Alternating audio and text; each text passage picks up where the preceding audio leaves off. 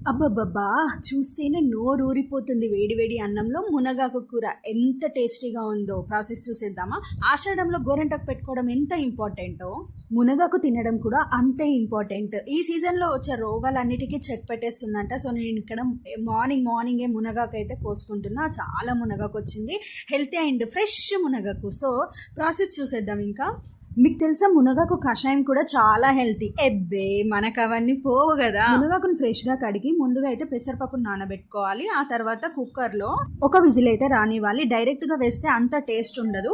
ఇప్పుడు బాణలి పెట్టుకొని కొంచెం ఆయిల్ వేసుకొని అందులో మన డ్యాన్స్ చేసే ఇంగ్రీడియంట్స్ అన్నిటినీ వేసుకొని అప్పుడు కొన్ని ఆనియన్స్, పచ్చిమిర్చి, ఎంత పచ్చిమిర్చి ఎక్కువ వేసుకుంటే అంత టేస్ట్ ఉంటుంది అనమాట. సాల్ట్, పసుపు అన్నిటినీ కలిపేసి కొంచెం మగ్గనివ్వాలి. ఆ తర్వాత అల్లం వెల్లుల్లి పేస్ట్ వేసేసి మంచిగా కలిపాక ఇప్పుడు మనం ఒక విజిల్ వచ్చిన మునగాకును ఇందులో వేసి కలపాలి.